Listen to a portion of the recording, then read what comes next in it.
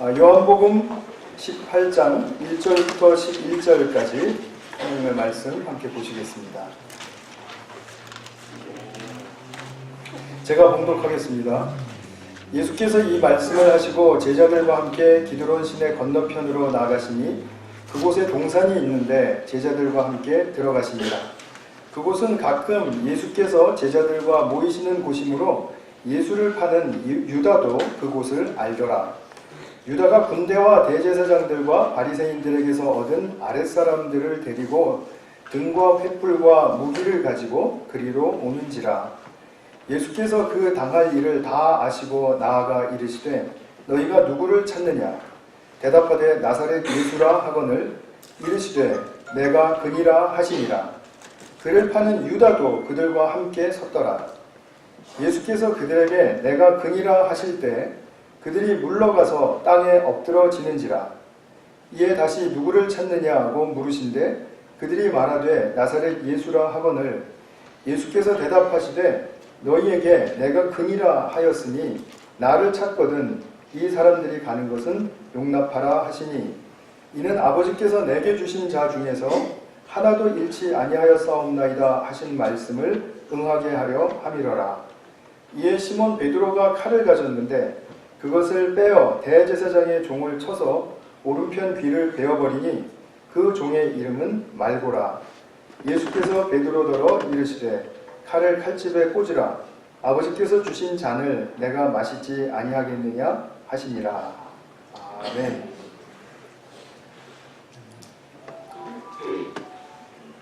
인간의 그 참된 인간됨은 과연 무엇에 있을까요? 우리가 누구나 다 사람으로 태어나서 이제 성장해가는 가운데 진짜 참 사람이 되고 싶은 그런 욕구가 있고 또 소망이 있을 것입니다.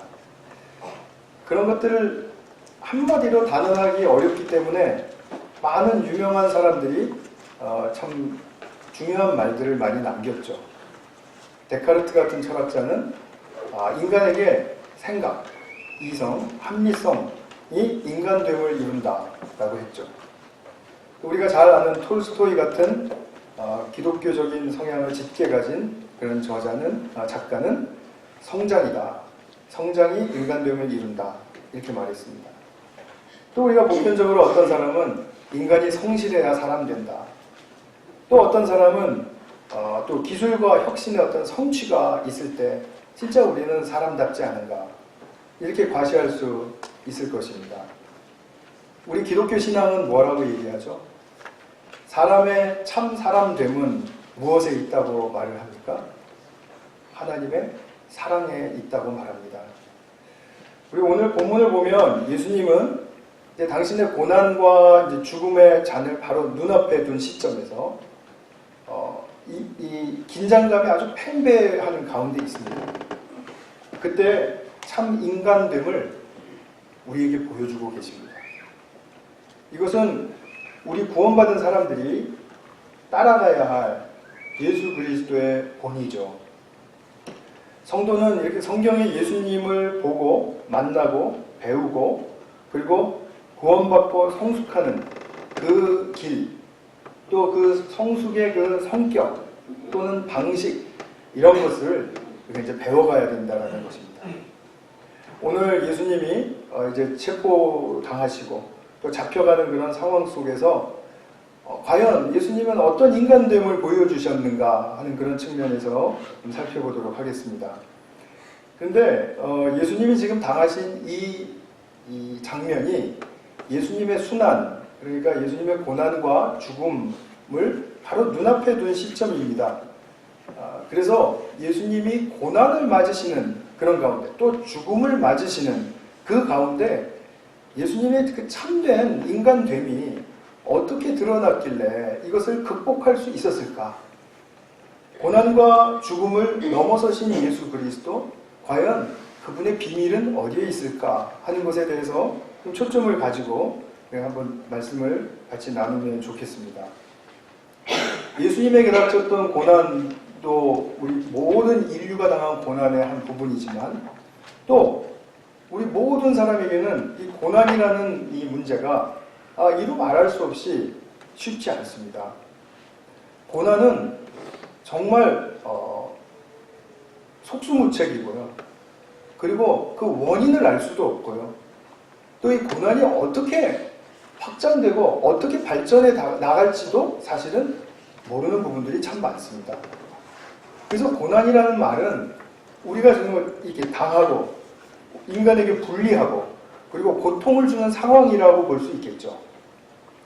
이것을 인간은 풀기 위해서 정말 수많은 노력을 해왔다고 해도 과언이 아니죠. 그 고난 가운데 입은 상처, 또 그 상처 위에 또 상처가 쌓이고, 그래서 사람을 아프게 하고, 좌절하게 하고, 심지어는 삶을 포기하게까지 만드는 것이 이 고난의 힘 아니겠습니까? 그러면 우리가 개인적으로 잘 자라서, 잘 성장하고, 또 능력이 있어져서, 또 공동체적으로 잘 협력하고, 서로 격려하고 애써서 이 고난을 없앨 수 있을까요? 어떻게 생각하십니까? 고난을 없앨 수 있을까요? 안 없어졌으니까 없앨 수 없다고 말하는 게 맞는 말씀이겠죠. 인간의 욕구 중에 가장 아마 최고봉의 욕구는 이 죽음과 고난을 해결하려는 그런 시도일 것입니다. 메소포타미아 신화 속에 나오는 영웅인데 길가메시라는 사람이 있었습니다. 그 사람이 자기의 그 친구의 죽음을 보면서 이 죽음은 정말 우리가 극복해야 되는 문제이구나. 그리고 죽음을 없애려고 무단히 애를 썼습니다. 그러다가 불로초를 발견했습니다. 그 발견해서 집으려는 즉시 뱀이라는 놈이 확 와서 가로채가지고 먹어버렸습니다. 그리고 뱀은 껍데기라 그러나요? 하여튼 벗고 그리고 자기의 그 생생한 젊음을 되찾았고 그리고 길가메시는 이제 허탄했다라는 그런 내용이죠.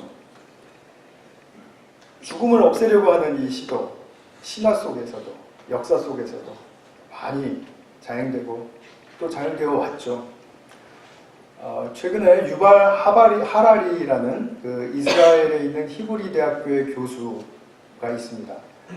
이 사람은 무신론자입니다. 하나님을 믿지 않아요. 유대인이면서도. 근데 이 사람이 쓴 아주 두꺼운 책이 하나 있는데 사실은 2권 썼습니다. 먼저 쓴 책이 뭐냐면 사피엔스라는 책입니다. 한 600~700페이지 정도 되는 두꺼운 책인데요. 그걸 읽기도 전에 또 2번째 책을 내가지고 심히 사람을 부담스럽게 만드는 아주 저한테는 부담스러운 분입니다. 근데 이분이 뭐 여러 가지 얘기를 거기서 했는데 인간의 역사 7만 년이라고 보고 7만 년의 역사를 쭉 서술을 했습니다. 결국은 인간은 잘 살아보려고 애를 썼고 고난과 죽음을 해결하려고 부단히 노력해 왔는데 어떻게 되었는가, 지금 이 현재 시점은 어디에 와 있는가 하는 것을 이야기를 해줍니다. 좀 참고하실 만할 것 같습니다.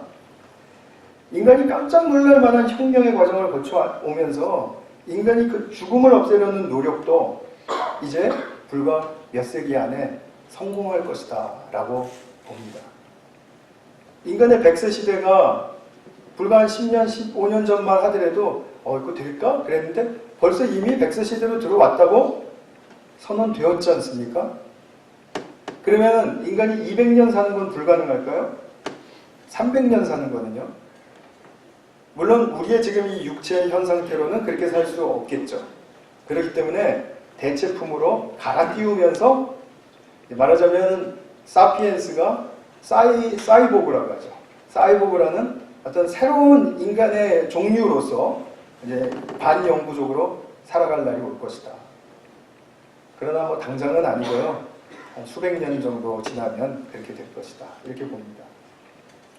그래서 이 사람은 오늘날 우리 교회 참 많은데 그 생명공학 그 발전이 현대판 길가메시 프로젝트다 이렇게 불렀습니다. 좀 말은 되는 것 같지 않습니까? 전공하시는 분들 입장에서는 어떤지 한번 나중에 같이 모여서 이야기도 나누고 그러면 좋겠습니다.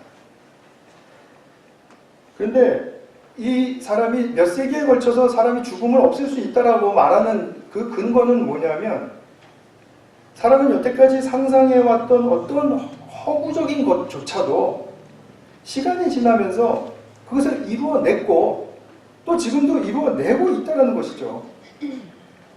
우리가 영원히 산다라는 것이 근데 내 것만 가지고 영원히 사는 거 아니면 얼마든지 다른 대체 방법은 있을 수 있다는 거죠. 그것을 통해서 사람의 수명을 연장하고 반영구적으로 늘리는 것은 그건 불가능해 보이지 않는다. 이런 말입니다. 그러면 우리가 오래 사는 것, 그죠? 반영구적으로 또는 영구적으로 사는 것, 이런 상태에서 사는 것이 무한 연장된다면 그것이 좋은 일이라고 한번 가정을 해보겠습니다. 자, 오래 사는 것은 좋은 일이라고 가정을 해보겠습니다. 그러면 오래 사는 것은 좋은 것이지만 그것으로 말미암아 빚어지는 어떤 연쇄적인 것들 또는 파급적인 것들 이런 것들도 모두 다 좋은 결과들을 가져올까요? 우리는 사실 예측하기가 쉽지가 않죠. 뭐라고 단언해서 말하기 어렵습니다. 그렇기 때문에 우리는 또 역사를 봅니다. 역사 속에서 정말 애써서 이루어 놓은 발명과 또 혁신들 이런 것들을 쭉 읽어 왔는데 그러고 나서 그 결과들은 과연 사람에게뿐만 아니라 이 피조개 사회에도 그리고 또 우리 역사에도 또 관계에도 모든 상황 속에서 좋은 결과를 가져왔는가 하는 것이죠. 사실 지난 우리가 아까 인간의 역사를 7만 년으로 본다고 이제 하라리 교수는 그렇게 얘기했는데 그렇게 보는 역사학자들이 참 많습니다. 그런데 7만 년 중에 지난 200년 좀 넘는 시간, 200한 3, 40년 정도 되는 시간 동안에 이루어 놓은 그 혁신은 이루 말할 수가 없죠. 먼저 우리가 증기기관의 그 발명, 그것을 이제 필두로 해서 그 다음에 전기를 발명했을 때, 그 다음에 또 중화학 공업들이 이제 막 성행하고 일어났고, 그 다음에 컴퓨터와 인터넷, 통신이 또 혁신적으로 이제 보급되고 사용되기 시작했고, 오늘날에는 각종 모든 융합기술 이래가지고 새로운 산업혁명의 시대가 열리고 있다. 이렇게 이야기하지 않습니까? 자, 그런 모든 우리가 자랑스러워할 만한 과학 발전과 기술의 혁신이 질병을 좀 없애긴 했습니다. 우리에게 편리함을 좀 더해주긴 했습니다. 그리고 우리가 또 오래 살 수 있도록 해주기도 했습니다. 그런데 그렇게 편리해지고 또 오래 살고 질병이 줄었다고 해서 인간의 모든 행복의 지수는 높아졌을까요? 학자들은 그렇게 말하지 않습니다. 그렇게 말하는 학자들을 한 사람도 본 적이 없습니다. 이러한 발전과 혁신이 인간에게 좋은 영향만 끼친 것이 아니라는 거죠. 그럼에도 불구하고 인간은 과학기술과 또는 어떤 혁신적인 어떤 발명, 또 발견, 또 진보 이런 것에는 누구나 다 동의하고 있고 누구나 다 협력하기를 원하고 누구나 거기에 기여하기를 원합니다. 그래서 우리 자녀들 낳으면 과학에 재능이 있나 없나 먼저 그거 살피고 또 과학 무슨 학교 보내고 또 과학 연구하는 그런 분야에 일하면은 부모님의 어깨에 힘이 막 들어가지 않습니까? 우리 아들이, 우리 딸이 지금 무슨 공학 분야에서 어떤 과학 분야에서 나사에서 일해 어디서 뭘 해. 그런데 그렇게 이루어낸 과학과 기술의 혁신이 과연 우리에게 지금 무엇을 해주었느냐 하는 그런 부분에서 한번 또 다른 각도에서 생각해 볼 필요가 있다 이 말씀입니다. 우리가 모두 다 동의했습니다. 이거 하자고 다 협력했습니다. 이것을 방해하는 사람은 이단자 취급을 받았습니다. 근데 그런 사람은 없었습니다. 그런데 이 과학 발전이 일어나니까 사실은 무기 발전이 과학 발전을 일으키는 그런 면이라고도 우리가 볼 수가 있는데 과학 발전으로 말미암아 대량 살상이 가능해졌죠. 여러 영역에서 위험도가 아주 높아졌죠. 파급 효과, 이루 말할 수가 없죠. 자, 인간은 하나를 이렇게 대단한 것을 추구하고 그리고 노력하면 만들어냅니다. 그것이 인간의 위대한 능력이라고 볼 수 있습니다. 잠재력이 다른 피조물에 비해서 월등하게 높습니다. 그런데 이 월등하게 높은 이 존재가 이루어낸 그 성취가 우리를 편하게 해주고 효용성이 높아지긴 해주었지만 그만큼의 행복으로 전환시켜 주었는가 하는 문제에 있어서는 우리는 냉정하게 한번 물어봐야죠. 무언가 이루어낼 수 있는 능력은 있지만 그것을 행복으로 전환시킬 수 있는 능력은 없다 라고 결론 지어도 별 이의가 없으리라고 저는 생각이 됩니다. 그러니까 우리는 진정으로 행복하고 싶고 진정으로 만족하고 싶은 이 인간의 기본적인 욕구가 아무리 과학의 발전이 잘 일어나고 또 진보가 일어난다 하더라도 아직까지 멀었다는 거죠. 아니면 방향을 잘못 잡았다는 거죠. 우리가 무엇 때문에 행복을 느끼나요? 오히려 행복은 내가 가까이 있었던 사람 아니면 내가 사실은 좀 연락이 뜸했던 사람으로부터 전해지는 관심과 사랑, 또 비록 실패했어도 의연하게 다시 일어나서 긍정적으로 도전하는 그런 모습을 볼 때 그때 우리는 행복감을 느끼지 않나요? 그 사람이 설사 많은 성공을 했다 할지라도 정말 겸손하고 잘 섬길 줄 알고 그런 어떤 진실한 진정성 있는 모습을 보일 때 우리는 행복하지 않습니까? 물론 과학의 진보를 이루었을 때 그 성취에 대해서 우리는 잠시 기뻐하고 그럴 수 있습니다. 축하하고.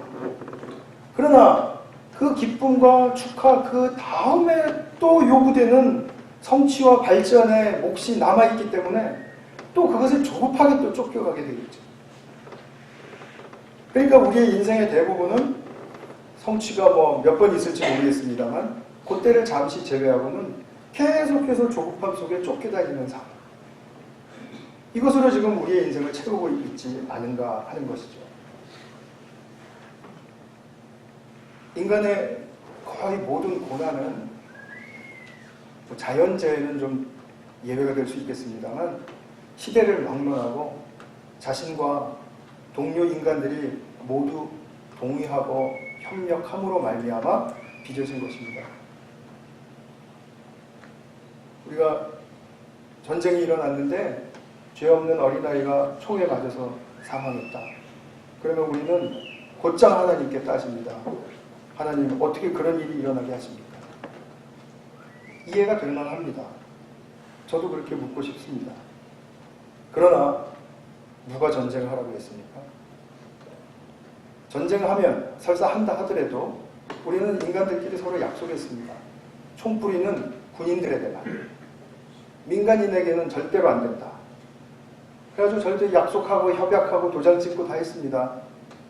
근데 누가 그 개발한 무기를, 과학으로 개발한 무기를 죄 없는 민간인이나 약한 자들에게 들이대라고 했습니까? 하나님이 그렇게 안 하셨죠. 누가 빚어낸 것입니까? 큰 그림을 보면 정말 이런 것은 우리의 뭐 어떤 고난이라 할지라도 하나님이 악한 의도 또는 뭐 우리가 이해할 수 없는 어떤 뭐 그런 것, 우리는 자꾸 하나님에 대해서 모른다 하니까 정말 모르는 상태로 가는 것 같아요. 그러나 이해하려고 하면 얼마든지 하나님의 입장을 이해할 수 있고 얼마든지 하나님 편에서 우리의 행복한 삶을 추구하고 그것을 이뤄낼 수 있습니다. 근데 자꾸 우리는 모른다고 말하니까 문제가 아니에요. 모른다. 지금 이제 제가 고난에 대해서 좀 사실 간략하게 말씀을 드렸는데요. 이 고난은 그리고 죽음은 인간의 죄로 말미암아 빚어진 것입니다. 그것을 우리가 인정해야 됩니다. 인정하고 그리고 그것이 다가올 때, 우리에게 고난으로 다가올 때 그래서 어떻게 맞아야 하는가가 문제이지 그것을 내가 애를 써서 우리가 협력해서 없애려고 해봤자 그것은 이루어지지 못한다. 우리의 목표에 이루어지지 못한다라는 것을 말씀드리고 싶은 것입니다. 왜냐하면 그 고난과 죽음을 예수님이 이기시는 길을 우리에게 너무나도 선명하게 보여주셨기 때문입니다. 그 길 따라가고 그 길 배워서 주님을 쫓는 것입니다. 그것이 바로 크리스찬들이 해야 될 일인 것이죠. 그리고 18장과 19장에 보면 순환과 죽음이 이제 예수님께로 다가오는데 이제 앞으로 죽음과 고난에 대한 말씀과 해석이 불가피해 보입니다. 그래서 이제 저도 많이 묵상하고 정리해서 성도님들과 함께 나누기를 원하고요. 더 다루게 될 것이고요. 오늘은 지금 이 고난이 딱 시작되는 이 순간에 예수님의 말씀과 태도를 한번 주목해 볼 필요가 있기 때문에 한번 살펴보도록 하겠습니다. 새벽에 제자들과 함께 이제 감람산에 가셨습니다. 기드론 시내가 건너편 동산이라는 것은 그것은 이제 감람산을 이야기하는 것이고요. 거기 이제 가서 얼마 안 되었는데 가룟 유다가 예수님과 제자들이 보통 거기서 이제 기도하고 하는 것을 아니까 이제 그 유대 지도자들의 그 종들을 데리고 무기를 가지고 예수님을 잡으러 갔습니다. 근데 그 사람들을 본 예수님이 먼저 물으셨습니다. 누구를 찾느냐? 이 말씀은 나 여기 있는데 나 찾으러 온 거 맞지? 지금 그거 확인하시는 거죠. 그때는 뭐 예수님 얼굴을 모르는 사람이 있었을지 모르겠어요. 또 깜깜하니까 잘 안 보일 수도 있었을 것입니다. 근데 나 여기 있다. 너희들이 잡아갈 나 여기 있다. 그리고 말씀하십니다. 내가 그리라. 우리가 여기서 자신에게 닥치는 어떤 고난을 자원하는 어떤 한 자유인을 우리가 만나게 됩니다. 그가 자원할 수 있었던 것, 그가 자유인이 되게끔 만들었던 그 무엇, 그것은 무엇일까요? 예수님이 어떻게 이럴 수 있었을까요? 우리가 그냥 너무나 단순하게 교리적으로 그분은 하나님이니까 그럴 수 있었어요. 그러면 우리와 아무런 상관이 없는 사건, 우리와 아무런 상관이 없는 예수님이 되어버리고 맙니다. 이분은 인간이세요. 그래서 내가 그니라 라고 한 그 영어 번역을 보면 I am he 이렇게 말해요. 근데 그 he로 표기를 할 때 보통 하나님을 가리킨다면 H가 대문자 H가 되어야 됩니다. 근데 다른 모든 영문 성경에 보면 다 소문자 H로 되어 있어요. 그 말은 무슨 말입니까? 예수님이 인간으로서의 참 인간됨을 지금 당당하게 그들에게 보이고 계시는 것입니다. 그러니까 말하자면 뭡니까? 나는 나됨으로 지금 너희들 앞에 서 있다. 나됨으로 피어나서 그 모습으로 너희들 앞에 서 있다. 내가 그다. 이렇게 말씀을 하시는 겁니다. 근데 어떻게 보면 예수님이 그러실 수 있겠다. 당연한 말이다. 이렇게 생각이 되지만 그러나 한편 우리에게 적용해서 생각해 보신다면 우리가 사람이 타락한 후에 나의 나됨을 살지 못합니다.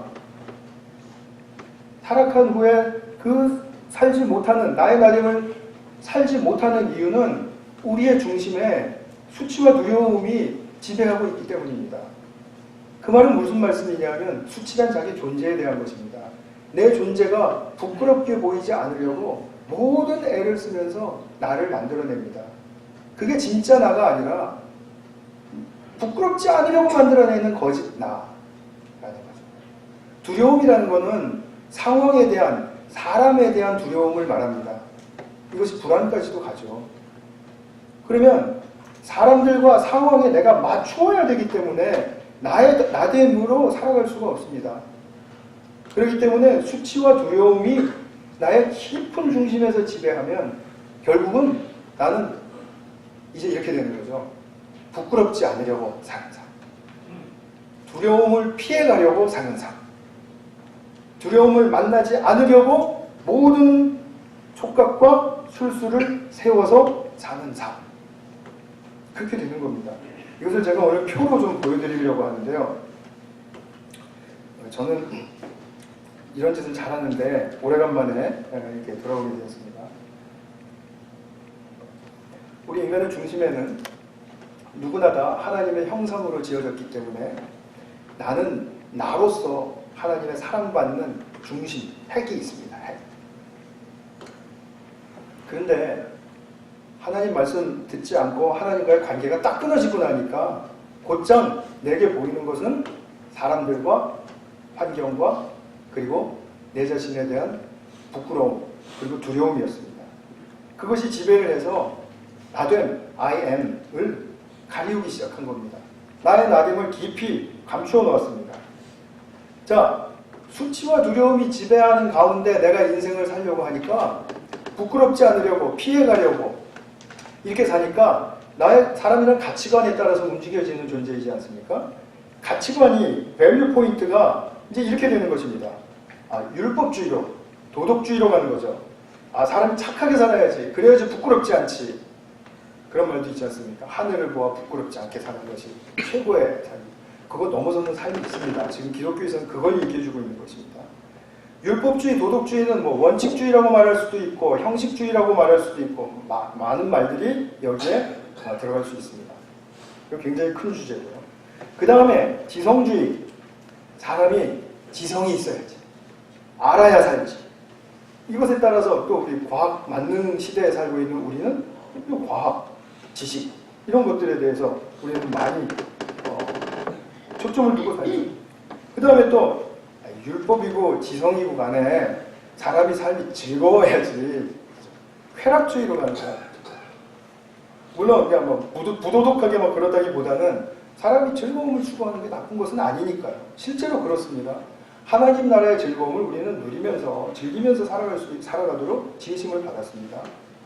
그 다음에 또 수치와 두려움을 피해가기 위해서는 사상이 투철해야 돼요. 철학이 있어야 돼요. 철학. 종교, 뭐 기타 등등 하다못해 뭐 개똥철학이라도 있어야 된다. 뭐 이런 얘기가 나오는 거죠. 그래야지 자기가 이제 자기로서 살 수 있다고 믿는 거죠. 그 다음에 또 하나는 뭐냐면 이념입니다. 우리는 여기에 지금 많이 다 빠져 있습니다. 뭐 민족주의, 또 뭐 있을까요? 민주주의, 공산주의, 자본주의 뭐 등등 우리가 다 지금 이 이념들이 만들어 놓은 주의가 무슨 주의가 만들어 놓은 그런 세상의 구도 속에 한 사람도 예외 없이 지금 거기에 몸담고 살고 있지 않습니까? 이것이 악하다라는 뜻이 아닙니다. 이것에 쏠려서 나의 수치와 두려움을 가리기 위해서 사는 그 내 중심이 지금 어긋났다라는 걸 말씀드리고 싶은 것입니다.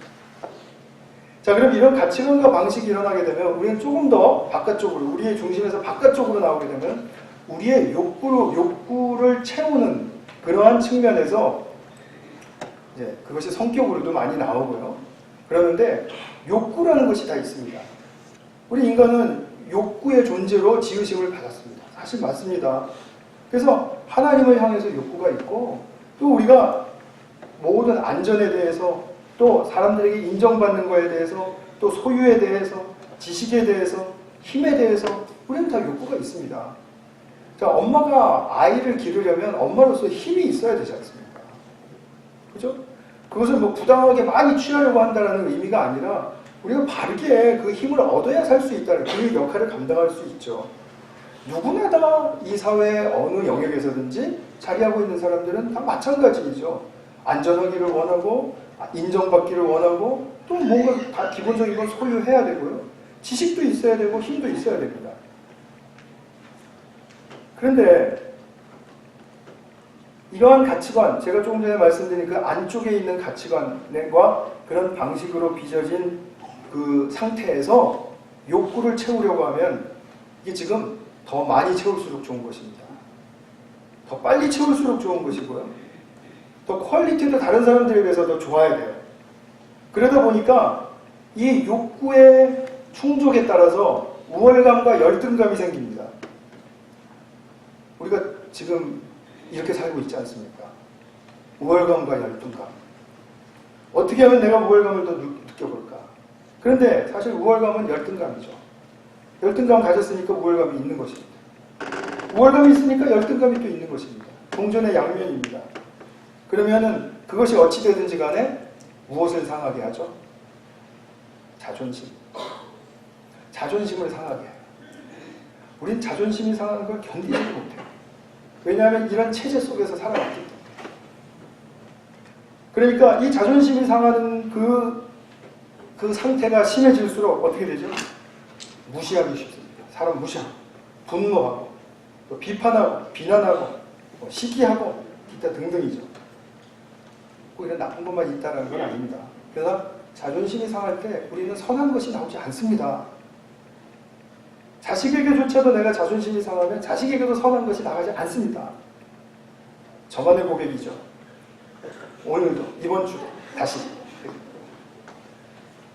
정말 우리가 이런 가운데 이제 우리의 행동이 나타나게 되죠. 그 표면적으로.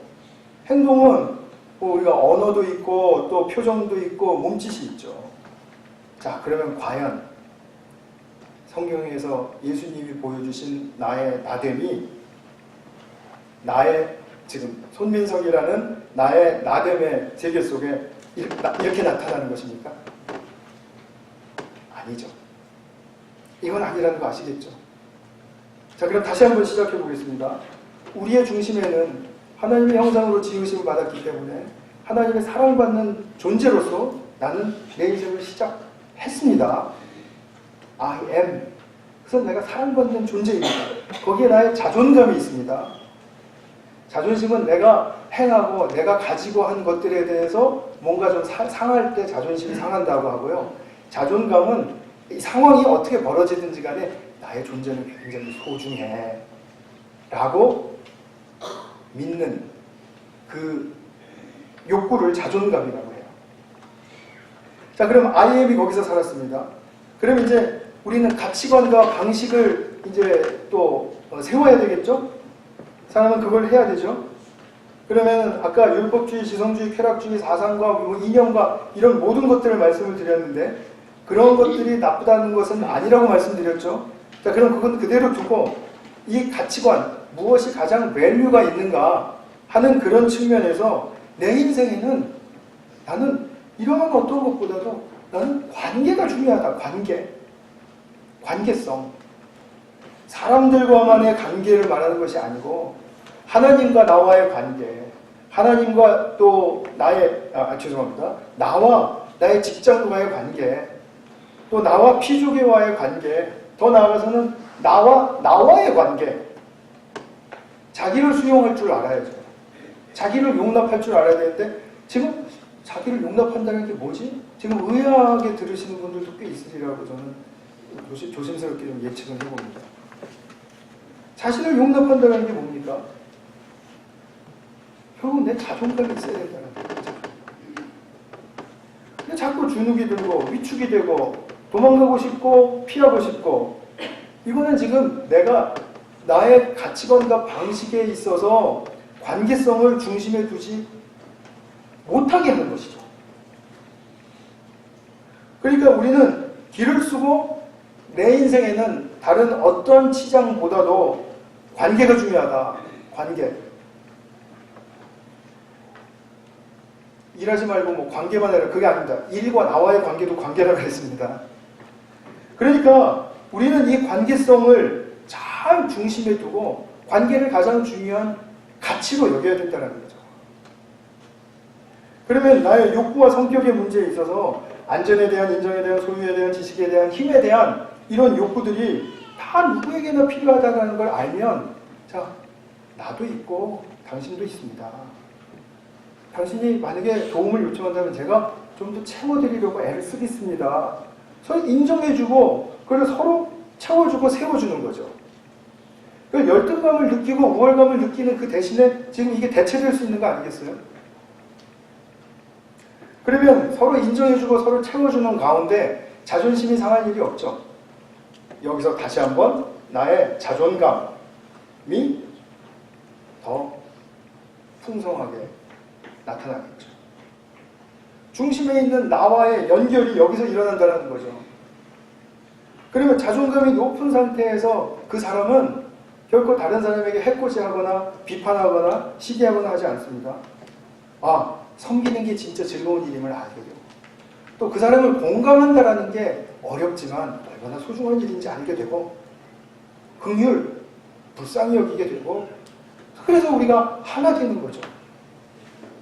이렇게 하나됨의 이런 어떤 욕구와 성격을 만들어내는 이러한 그 성격들이 결국은 행동과 언어와 표정과 몸짓에 있어서 너무나도 자연스러운 일치감을 나타나게 되겠죠.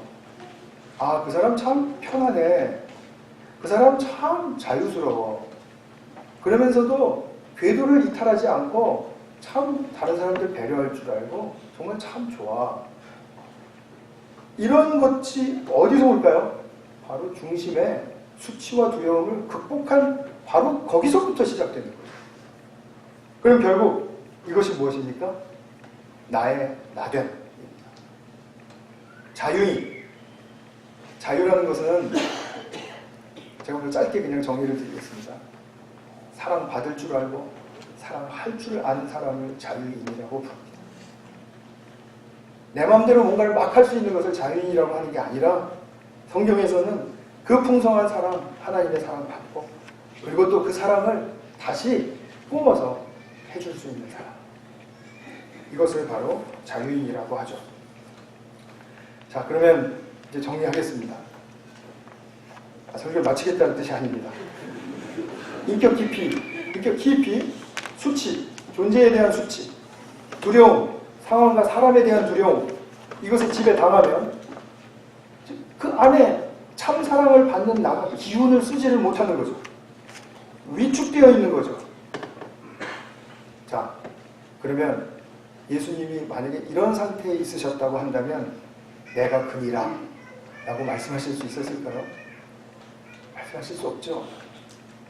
지금 예수님의 내면 깊이서부터 무엇이 작동하고 무엇이 역사에서 그 위기의 상황, 고난의 상황 속에서 내가 그니라 라고 말할 수 있는지 이제 보고 계십니까?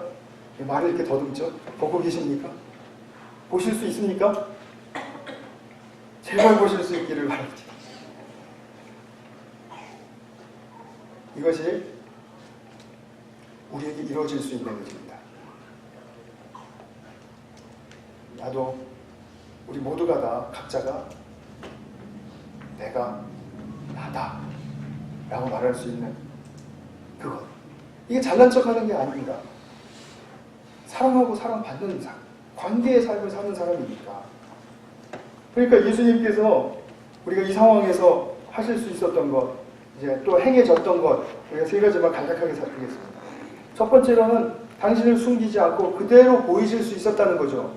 내가 그다. 자, 그러면 그때 주님 앞에 있었던 사람들이 재밌는 말이 있습니다. 뒤로 물러가 땅에 엎드러졌대요. 그것이 지금 6절에 나와 있는 말씀인가요? 맞습니다. 예수께서 그들에게 내가 그니라 하실 때 그들이 물러가서 땅에 엎드러지는지라. 이게 지금 왜 이런 일이 일어났습니까? 이건 자세한 설명이 없어서 그리고 또 속 시원하게 설명을 하는 분이, 해석을 하는 분이 별로 없습니다.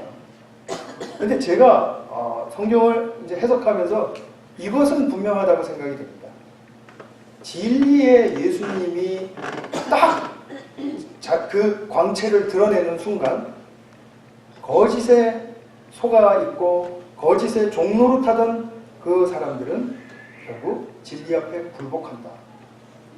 이것이 분명한 사실임을 이 땅에서 현상적으로 잠깐 보여주신 거죠. 그러면 진리는 거짓을 이긴다는 것이 벌써 이미 이 땅에서부터 일어난 사건이죠. 하나님 나라 가서만 그것이 이루어지는 게 아니라 이 땅에서부터 일어날 사건이라는 것을 우리가 명심하고 내 삶에서 그것이 이루어질 수 있기를 기도하는 것, 또 애쓰는 것 너무나 중요하겠죠. 두 번째로는 8절에 보시면 내가 바로 그 힘으로 나를 잡아갈 때 제자들은 가게 하라 이렇게 말씀합니다. 지금 한 사람이라도 자기 옆에 있으면 얼마나 도움이 되실까요? 그죠? 그러나 예수님은 제자들이 당신이 십자가에서 죽는 것을 보기를 원하십니다. 그리고 십자가까지는 나 혼자 간다. 그리고 너희들의 인생의 몫은, 너희들의 나됨의 삶은 나의 십자가 이후에 일어날 것이다. 지금 이런 것을 암시하시는 말씀입니다. 세 번째로 베드로가 너무나 위기를 느낀 나머지, 당사자는 위기를 안 느끼시는데 옆에 있는 사람이 이제 굉장히 당황스럽고 힘들었던 것 같아요. 자기가 칼을 꺼내서 대제사장의 종의 귀를 베어버렸습니다. 그때 예수님께서 칼을 쓰지 말라라고 하시면서 아버지께서 내게 주신 잔을 내가 마셔야 되지 않겠느냐, 내가 고난을 당해야 되지 않겠느냐, 지금 이 말씀이죠. 당신에게 누군가 폭력을 행한다 하더라도 나는 폭력으로 대항하지 않는다. 비폭력 원칙을 고수하시고 있는 것입니다.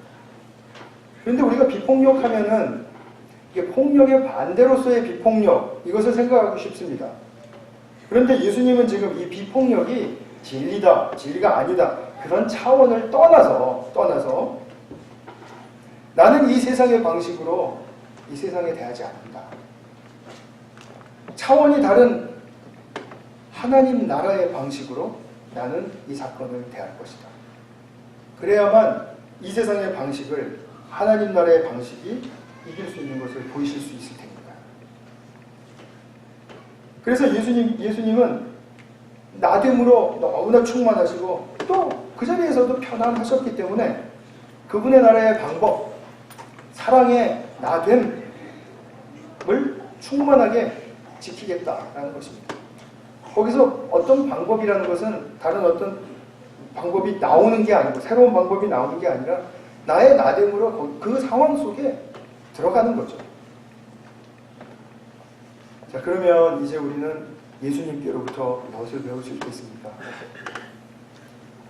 뭐 다 예측하셨겠습니다만 나의 나됨을 터득해 가야 돼요. 예수님 닮아서.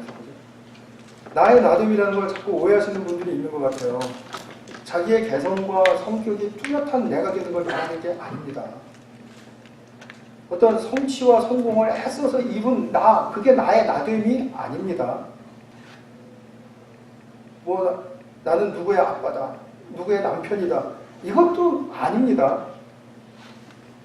딱 한 가지, 내 존재의 중심에 하나님의 참 사랑을 받아서 나의 내면을 지배해왔던 수치와 두려움을 극복하고 자신을 용납하는 것입니다. 자신을 용납하는 것입니다. 오늘날 우리 관계 속에서의 많은 문제는 다른 사람들에게 있는 것이 아니라 자신을 용납하지 못한 것이 원인이 되어서 많은 문제를 일으키고 있다는 사실을 부인할 수 없습니다.